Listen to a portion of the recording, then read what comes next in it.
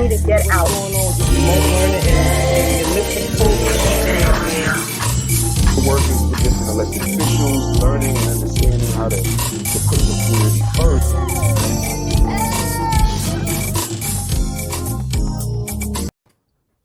Hello and welcome to Keeping It Real with Shannon. As you know, we continue to talk about mental health because it's really becoming a real crisis. Mostly when we talk about mental health, we talk about it in the way of getting medication to treat the illness. But today, we want to talk about a new approach of dealing with mental health. And our special guest today is going to talk to us about those new approaches. Yes, our special guest today is Dr. Jessie Fields. Having grown up in a poor Black community in Philadelphia, she set out on a career to bring better health conditions to poor urban communities. During medical school, she initiated a hypertension screening program on the west side of Chicago in a neighborhood health clinic. After moving to New York in 1991, she started primary care she practiced as a primary care physician in Brooklyn, and now she's currently practices at Mount Sinai Faculty Practice in Central Harlem. Our next guest is Dr. Hughes Polk. He's a psychiatrist and social therapist practicing in New York City. He has over 40 years of practicing, presenting, and leading workshops in the U.S. and around the world on social therapy, the non-diagnostic developmental therapeutic approach developed by Fred Newman in the late 1960s. He is a longtime activist for new approaches in mental health, which include clients in the creation of their mental health and wellness development. We'd like to welcome my guest to the show. Thank you for having us. Welcome. Hello, how are you? Thank you so much for having us. We're thrilled to be with you. Well, thank you so much for coming on. As you know, we always talking about mental health, but I tell you, everything ties into each other. So we are all elated today to get the news and results of the George Floyd trial. And, I was even thinking, like I say, everything ties into each other. Yeah. Because when you even think about the officer that was being charged, like what kind of mental state could you possibly have been in to do what you did, and then to think that you had no value for life? But people, they think when people do things like that, that maybe they don't have a problem. But I see it was a problem. I think this person had a problem. That's what I think. Yes, I agree. Shannon, I agree very much. And I see every day the impacts of racism and inequality and injustice on all people. And you were referring to the police officer who killed George Floyd. And it clearly, racism was operative. Violence and racism, which are, things, this kind of thing has been happening for a very long time. Yes. We now have cell phone video and it's more exposed. But the racism that's structural in our society, in our country, unfortunately, for years and years, centuries, has not been overcome. We haven't figured out how to overcome it. And I think what we're talking about today, that is social therapeutics, people as activists in their care, creating our mental health, it means really creating a new way and changing the world in certain ways. And dealing with things like oppression, racism, inequality, because it has an emotional impact on people. I see that every day. I know, people walking around in our communities, this kind of thing, it was very hurtful. People were people felt that. The killing of the 13-year-old in Chicago, Tamir Rice, and on and on and on. Breonna Taylor, these things are impact on all of us. And the families go through a great deal of suffering. So we want to talk about what to do in our daily lives, how we can grow and develop and really change things, change the conditions in which we live. Mm-hmm. Yeah, I agree with I just wanted to say that I was watching on TV before coming on your show and watching the verdict and the family speak, and this is so unbelievably emotional. I was crying watching this, and it's a joyful moment. At the same time, these killings go on, and we know we have an incredibly long way to go. But I'm so glad to be sharing this this day with you all today. So thank you. That's good. That's good. I wanted to agree. I just want to add on to something what Jesse was mentioning about the racism.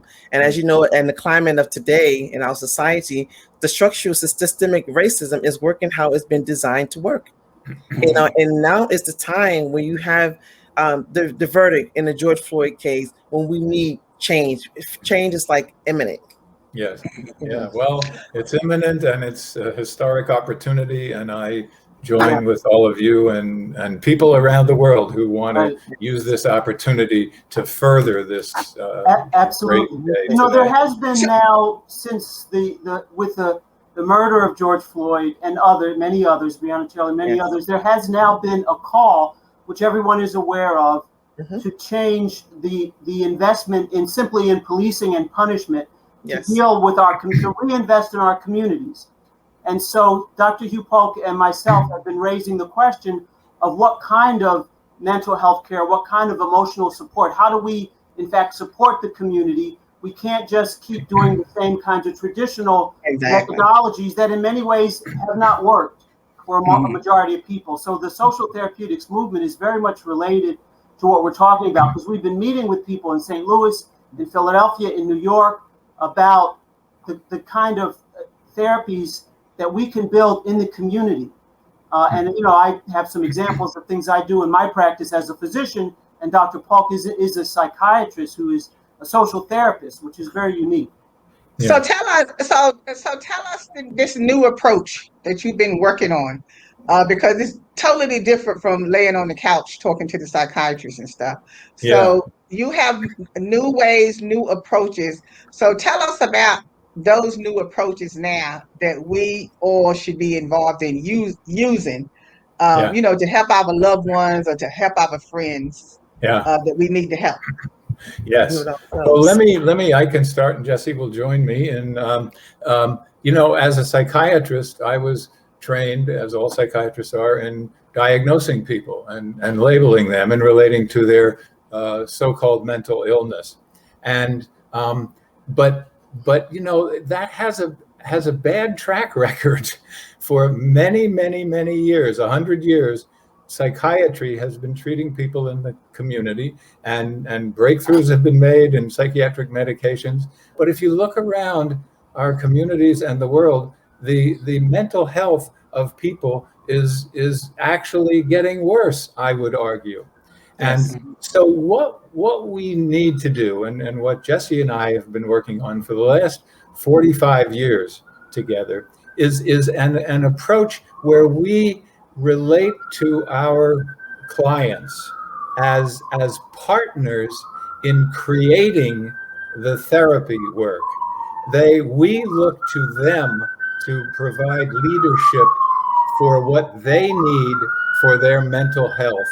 And our whole approach has been not to label or diagnose people, but to enlist them as leaders in creating our mental health, and that's what we're doing. And I can say more about concretely what that looks like, but in a nutshell, that's very radically different than psychiatry and social work and psychology, which relates to people as the passive recipients of medications or what the doctor as expert says to them. And we're doing something very different. Right. Maybe I could give an example, because I'm a physician. I'm not a psychiatrist, but this is an example of how I think how physical health and mental health and emotional health are really inseparable. So I see patients every day. I see many patients with chronic illnesses, including diabetes, high blood pressure, and I've been actually very recently, I saw a patient, and she has diabetes. We were talking about what she's eating. And she was telling me in her family, which she lives with her husband and their young son, and she is eating more of the vegetables and healthier food, and they're eating healthy food too, but not starches, no sugars, no starch. So she's sort of eating separate from them. And I picked this up when I was talking to her, that it seemed like there wasn't a togetherness at meal times. And she had been telling me how she'd been going through depression and loneliness, and her blood sugars are going up and down, even though she has an insulin pump. So she has the latest technology. But we talked, And it was really a sort of a social therapeutics that I was doing with her. I said to her, it sounds like you're separate from your husband and your son at the dinner table.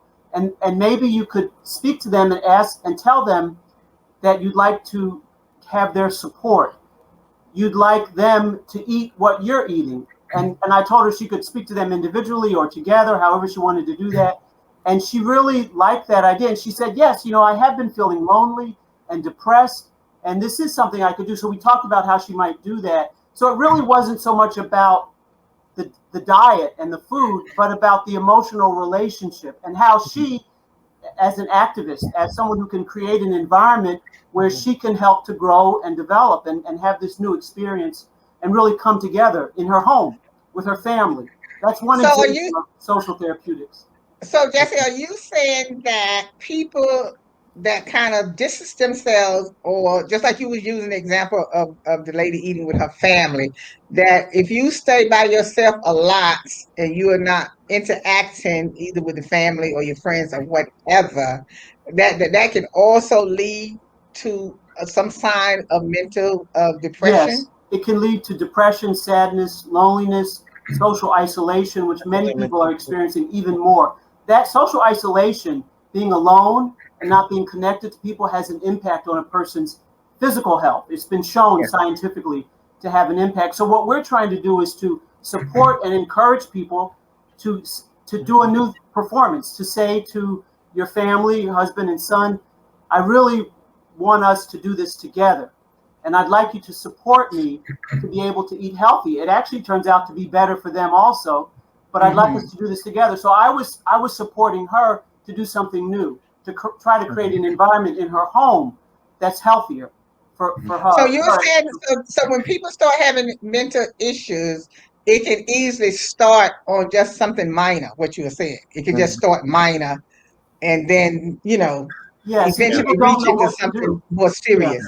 Yeah, they don't know what to do. You might see a psychiatrist or someone not like Dr. Polk, but a different kind of, someone who gives prescriptions, and they might get a prescription. But what we're about is really helping people do something much more creative, much more powerful that can really help them to grow. I think that's one of the sadnesses about how mental health is dealt with in this country. I see patients all the time. They have a diagnosis, schizophrenia, bipolar. They're just given medications, and they're just sort of like pacified or controlled, but they're not able to grow.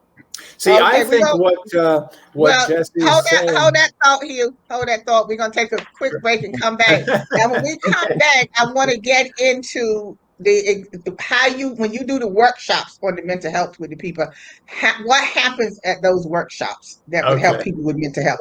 So we're going to take a quick break, and we'll be right back. Great. It's Shannon.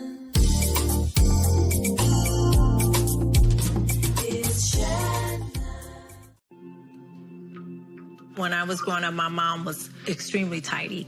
We were trained to put things back where we got them from. One day, when I walked into my mom's house, I felt like I walked to someone else's house. There was stuff everywhere. And just growing up the way I grew up, and to see this transition was very alarming. When Sean talked to me, it was a wake-up call, and that's when I went to the doctor.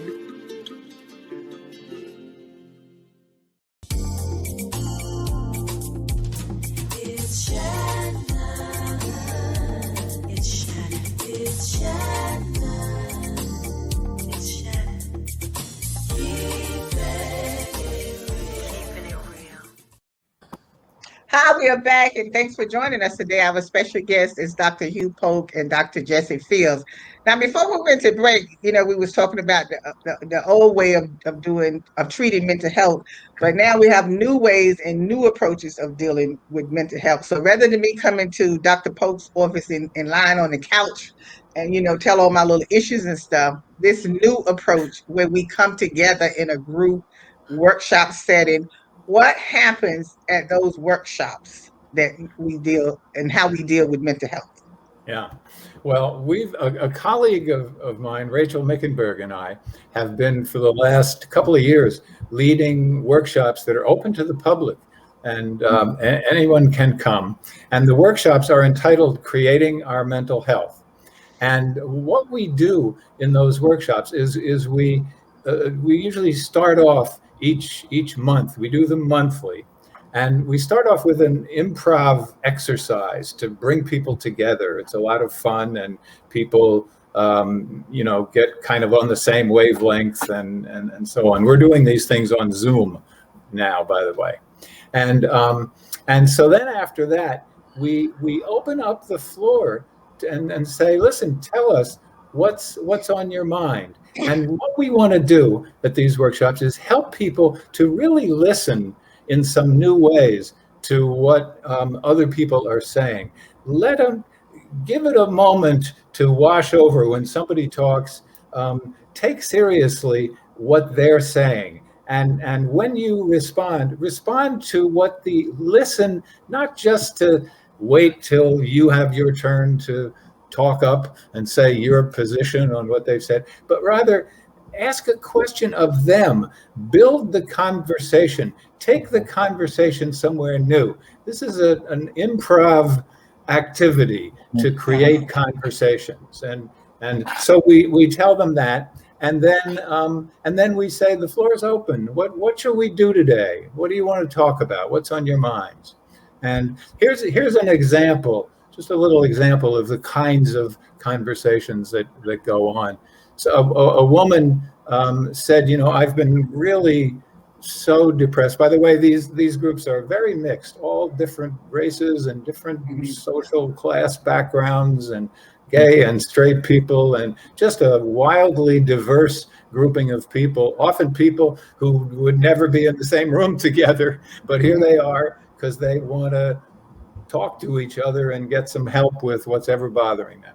So this woman said, I've been really depressed since the pandemic. I'm isolated and I'm alone. And then she started crying, and she said, I so much miss touching people and hugging them, and I'm a hugger, and I can't do that. And so I recently, she said, I went to the dentist. I had to have some dental work, and I so much wanted to say to the dentist, could you hold my hand? And she said, I felt embarrassed to feel that way, and I didn't have the guts to actually say that to him, but I wanted to. And as she told us this, the group was listening intently, and she was crying, and somebody said to her, well, how does it feel to be telling us this? And she said, well, I feel really embarrassed to be telling you. And then somebody else said, boy, don't be embarrassed. That's what we're here for, is to talk to each other. And it's great that you're telling us this. And so the people at the work, and I'll cut you off, but the people at the workshop, are these people that's already going through a little depression, or these are just regular people where we are trying to prevent them from going into depression? Who's at the workshop? Are they already experiencing mental health issues?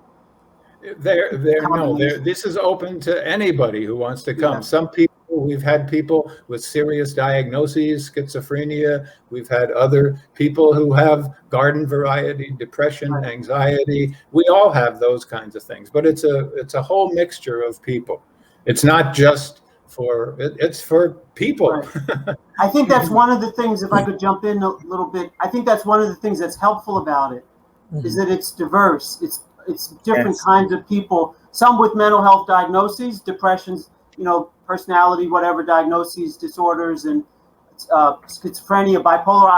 I've also witnessed some of those workshops at the All Stars Project, which is a youth development program that works with inner city youth, before the pandemic. And it's very helpful to have different people experiencing emotionality, because emotionality really is social. It's something that we all feel and we can share, and people get so much support from having that kind of an environment. I guess I wanted to add, it seems like also a place where people can just come to vent, right? To vent freely, right? And being that they may exhibit some type of emotional discomfort, it allows them to be in a space where they can come back home and change the narrative of how they're being perceived, maybe by the family and the friends and other loved ones who's not able to really identify what they're going through. Yes, exactly. It gives people, and in Jesse's example, you know, she was relating to that person as a somebody who could ask her family for things rather than just do whatever anybody else wanted. That's so empowering and growthful for that person, and that's what we do. And in this workshop, what happened is this woman was speaking, and people said, it's really great that you're talking here. And then somebody else did this amazing thing. She said, let's all reach out. She wanted to touch us. Let's all reach out with our hands. And you see what I'm doing with my hand? And she reached out toward Barbara, her name was, and then other people followed suit. And we were all together kind of holding Barbara's hand, which is what she said she missed so much. And it was so emotional and creative. And this grouping of people just created this beautiful response to her. And that's how I treat depression. By talking in group settings. By sharing and building creative responses that the group and me and we together come up with.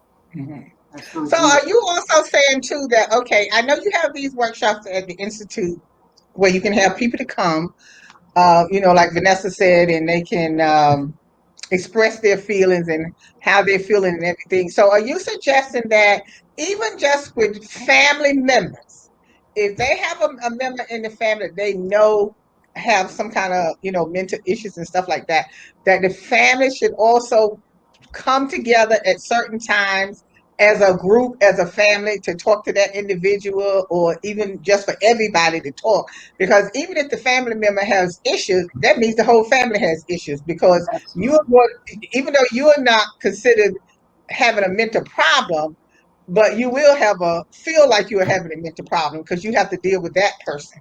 Yeah, right. So we should come Lottie. together in groups, or the community can start setting up centers, you know, where people can come to the event, and that way you feel that it would be less people having mental issues. Yes, absolutely. Because we're social, you know, we're a social species. But one of the failings of psychiatry and psychology is to relate to people as individuals. Like, you have to treat them in individuals, you give them an individual diagnosis. But our whole point in doing these workshops is not just to do the workshops, it's to help people develop skills for doing exactly what you're saying, Lottie, for the family or friends or who, to talk to each other. And that we, you know, so often people won't talk to each other about these matters because they feel ashamed or embarrassed. And what we do is help to normalize these things. These emotions that we have are ordinary in a certain sense, and we all have them, and we can talk to each other if we listen to each other and develop new skills to do that. So what you're saying is so important. I agree. Yeah, because see, mental health has always been like a stigma. People think that if you talk about it, people think you're crazy. You know, it's just like when parents have a child and something ain't right with them, and you might say, well, you need to get them evaluated. Well, like, there's nothing wrong with my child, I ain't getting them. That's not what it's about. I think we have to really change that, Lottie. That stigma, it's a very deep, heavy stigma that keeps people from saying what's going on. I mean, I just had a patient today, unfortunately, her grandson took his own life, and nobody knew. They didn't even know he was feeling unhappy. Nobody knew, and the whole family is suffering and very, very hurt, you know, to lose him. So it's so important that we connect.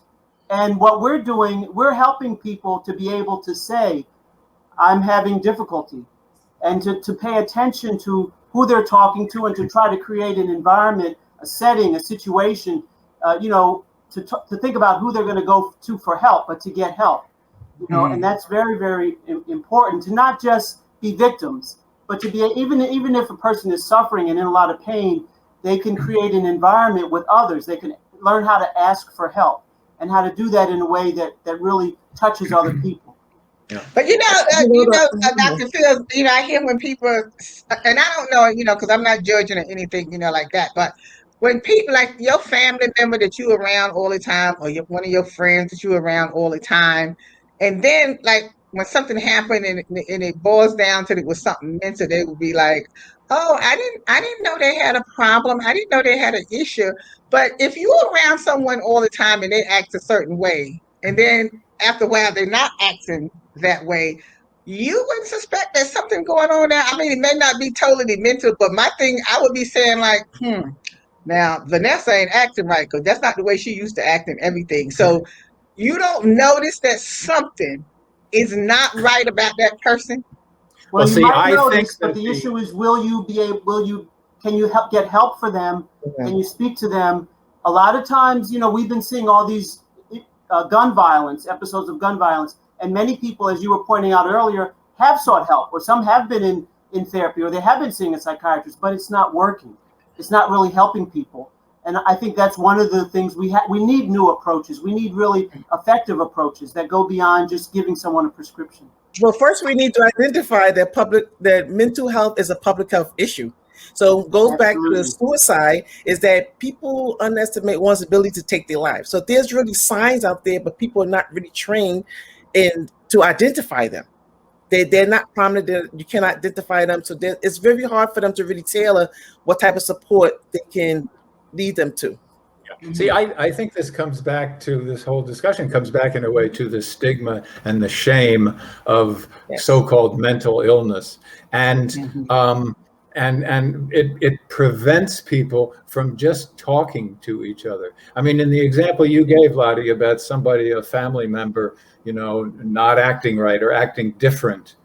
What if we were to just say to that family member, hey, how are you? What's going on? You seem different, or are you things happening? Let's talk. That's revolutionary. That could change everyone's life if we learn to destigmatize talking about our emotions, because we all have them, and we all have troubled thoughts and feelings, and everyone. Let's talk to each other. You know what? Our time is up, but we're gonna have to bring you back so we can talk more about this mental health, because it's really a problem. It really is. It doesn't look like it's coming to an end. So it's really an ongoing conversation. So I really appreciate you coming on and talking to us about a new approach, rather than always going to the doctor's office. So as people and family members, community people, if we see something going on, then we need to bring people together as a group so we can talk, vent, whatever you want to call it. That's what we need to do. So thank you again for coming today, and hopefully you'll come back in the future and talk with us about it. We would love to. We would love to. Thank you for having us on and for talking about this important issue. Yes, we're going to bring you back another time to finish this conversation. So everybody that was watching tonight, you got a new approach to use, or some family member notice is not acting right, or some friend or whatever. Just don't stand around talking about them. Approach some family member and get people together and do an intervention to help that person out. Let's get rid of this stigma, because that's what we really need to do. So thank you again for watching, and as always, we'll see you next time. Thank you, Lottie. Take care. Today's show is sponsored by Abu's Bakery. If you have a sweet tooth, stop by Abu's Bakery for some delicious cakes and pies.